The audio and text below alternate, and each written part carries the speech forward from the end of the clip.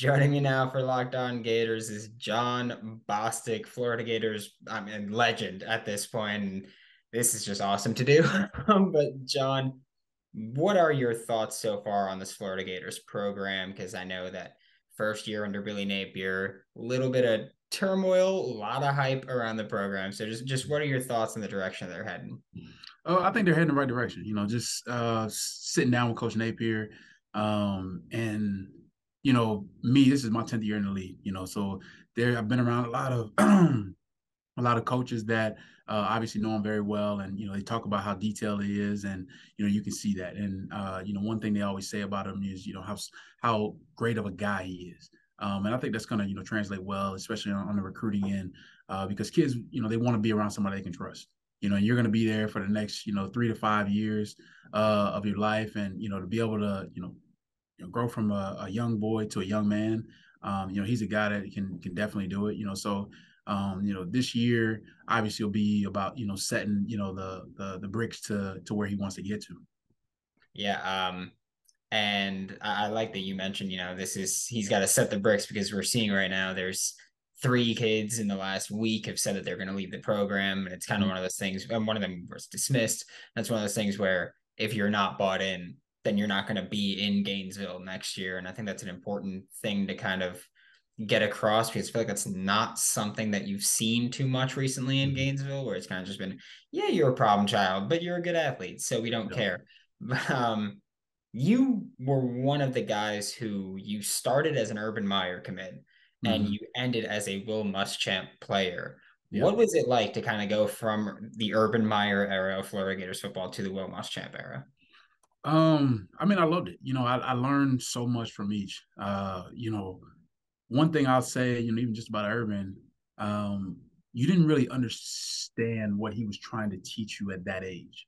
A lot of people, and me and Josh Evans, we talk about this, to this day.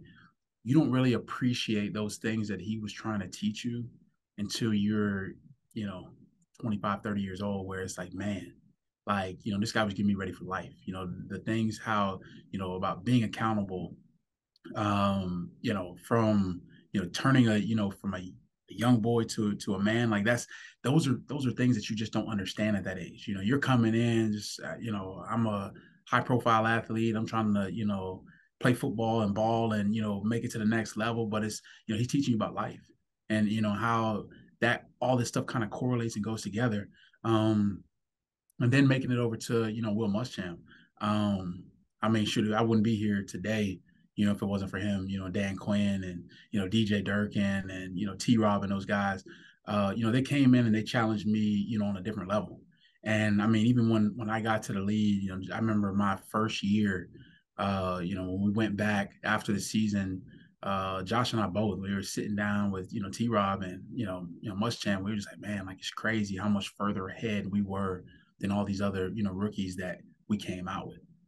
These guys didn't even understand coverages and stuff. And it's just like some of these guys just got drafted just because they ran a fast 40, and it's like all of a sudden you got NFL playbooks that were thrown at us, our junior and senior year. We were a multiple defense. We ran a lot of four down front. We ran a lot of odd front, and we ran the same defenses out of each. And so for us, we had different fronts, we had different alignments, different coverages, and we had to understand that stuff. But for us, they were like, look, you guys talk about wanting to play at the next level. Look, this is what we're going to do. We're going to throw this stuff at you now, and we're going to see what you can take and see what you can't. But literally everything they threw at us, we were able to grasp, and we played well. Yeah, that's something that I actually did want to ask you about because you're pretty well traveled at this point. You had two different coaches or two different head coaches in Gainesville. I think it was three different defensive coordinators. You've had, I mean, you were with the Bears, Pats, Lions for a year, but on IR, Colts, Steelers, and Mm-hmm. Washington twice. So you've had a lot of different coaches, a lot of different defenses that have been kind of handed to you.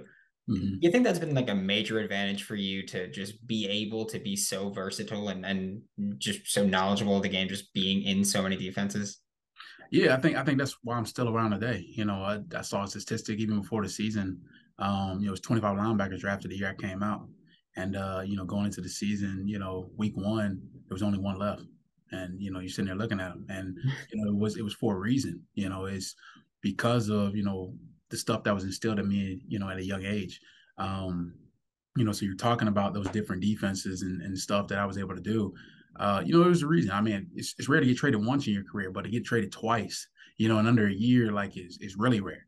And during that time, it's like I didn't understand it, but then it's like I went through it. It really helped me in my growth, throughout my career because I was able to get exposed to different defenses, to different defensive coordinators, their philosophies, how they called games, what I like, what I didn't like. But it really helped translate, like I said, throughout my career because I have so much versatility. I'm a guy that can play on both sides of the defense where, most guys that are coming in, they're only a Mike or they're only a Will or they're only a dime and they can only play on third downs.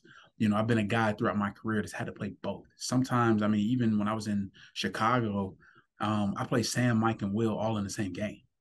And it was just like, look, when these two guys come in, you're going to move here. When these two guys come in, you're going to move here. When we get the sub package and we're in man, we're going to move you here. When we're in zone, we're going to move you here. And if this guy's in, then, let him get his best matchup and then you play off of him. And so, it's been a lot. But the thing about it is, I haven't flinched when they are able to throw that big of a playbook at me and put a lot more things on me than they can do for the average person. Yeah, I would like to imagine that, you mentioned 10 years in the league. Average NFL career, by the way, is 3.3 years. So you've done that three It's times so over. it's gone back up. I thought it had gone down. I want to say it was still in the twos. Last I checked, Yeah, 3.3. when I came out, it was 3 years, and then as I got in, it moved down to two. I didn't know if it went back up or not, but Yeah, I mean, even if it's two, then you've done it five times over, and mhm. that's gotta be like just one of the coolest accomplishments that you could possibly have achieved in your career. And I want to know because I'd imagine pre-draft they loved you whenever they put a whiteboard in front of you or whatever it was that they did. Have you kind of gone back to just going back to current Florida? Have you gone back to them with linebackers like Ventrell Miller, who's in his sixth year, and Amari Burney, who's in his fifth year? Have you kind Yeah, of spoken to them about just what it's going to be like in the league and trying to adapt to the next level? 100%. I've talked to Ventrell a couple times. Even when he was going through with his injuries and stuff. I actually still got a text I got to send him about the LSU game because it was a coverage. If he can read this release of the tight end, like it'll help him, in the future. But he's a guy that flies around. I love the energy he plays with. And obviously, me playing at Florida with Spikes and seeing 5-1 back in the middle making plays, it brings you back. And Spikes and I both were at the game. We always love, good linebacker play. That's one thing has always been a staple, in our defense for a long time is, we always have, a good Mike linebacker in there. So to be able to see us, getting back to that and, seeing him make plays and, the growth of some of the young guys that are, being asked to step up, it's going to be interesting for the future, and obviously, we can't wait to see that. The Florida Gators are currently 24-point favorites against Stony Brook tomorrow night.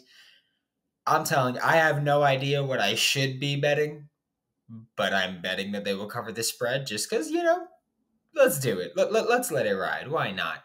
Make sure you check out BetOnline. They've got basketball, football. I mean, there's right now you're in that perfect like sports equinox, what they call it. Baseball just ended, but you can bet on so many sports. So check out BetOnline. It's where the game starts. As the sun comes out, and well, now it's going back away, but small businesses are back in business. Life is looking better again, right?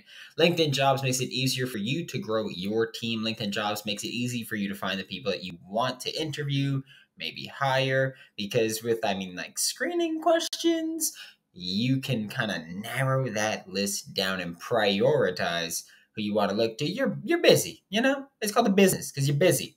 You can't spend your time looking through all the non-qualifiers, we'll say. But I mean, don't take my word for it. Every week, nearly 40 million job seekers visit LinkedIn. They're looking there for a reason. Post your job for free at linkedin.com/lockedoncollege. Terms and conditions apply. Yeah, I have to ask this question. I was on the fence about if I was going to ask it, but I have to because you have one of the coolest hits that I've ever seen. It was my wallpaper, I want to say, for at least a year after it happened when you hit Teddy Bridgewater. Just knocked the helmet off against Louisville. Mm-hmm. What was it like? What is it like to be the owner of one of the coolest hits I've ever seen?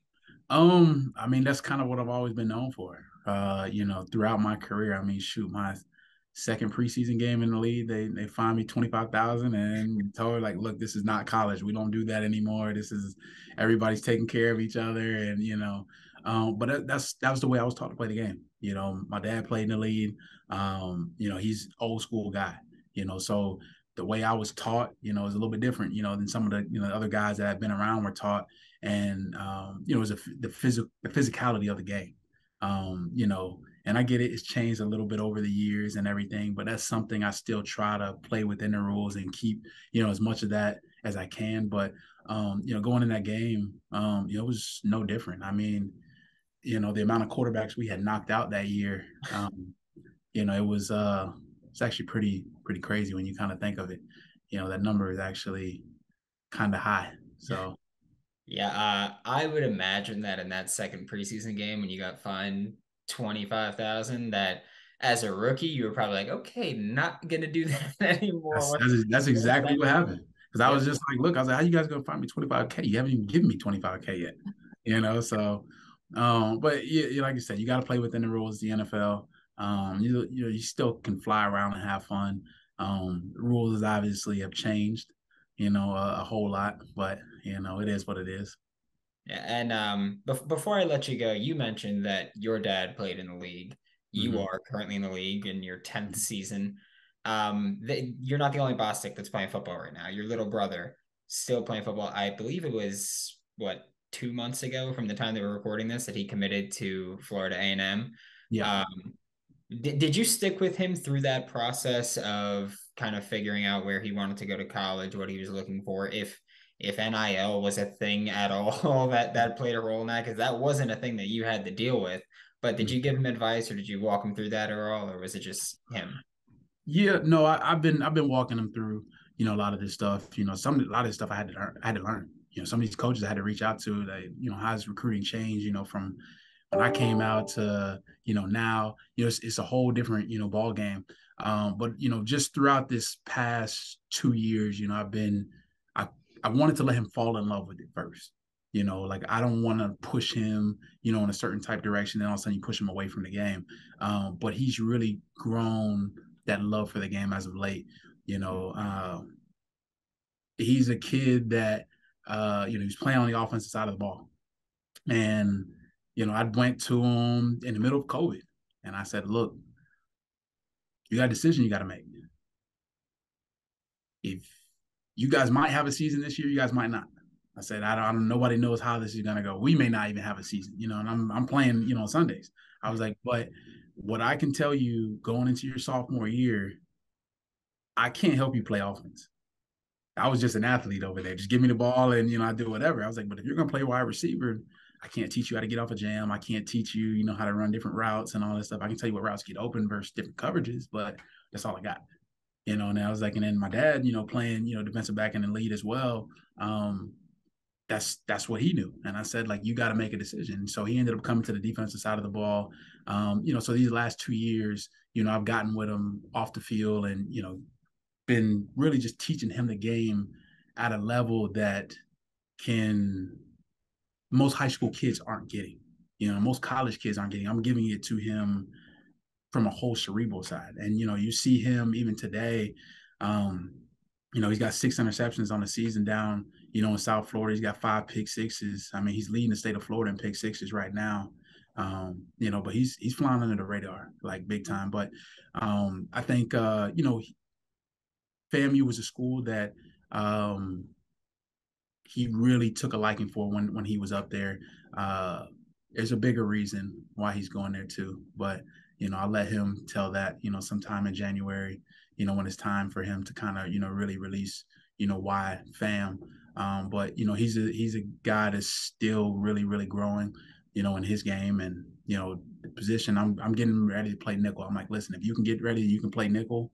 You can play anywhere in the defensive backfield. So he's got a skill set that we're still working on and going to keep growing him on the up top, in the mental part of the game, and the physical part he's already got. So Yeah, I like to tell a story that I know that I'm not an athlete at all.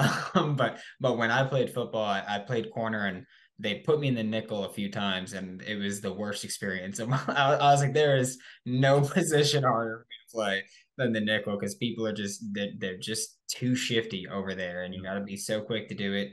I can't do it. It's one of the reasons that I love people like Chauncey Gardner-Johnson who can line up and do it every single play at such a high yeah, level, or not so love, much love. anymore with the Eagles, but Yeah, it, I love it I love the way he plays the game, man. I've told him that. I've always loved watching him, and to see him go from New Orleans and transition to Philly this year, and I think he just got his fourth interception the other night. So he's playing really, really well, really yeah, well. yeah, he's a freak. I'm excited to see what happens with you and your brother. And I mean, people are going to sleep on Famu, but I mean, they literally just had a DB in the NFL with the Dallas Cowboys. So Yep. it's not, it shouldn't be as slept on as it has been. But thank you so much, John, for joining the show and giving me your time. I appreciate it so much. You're welcome.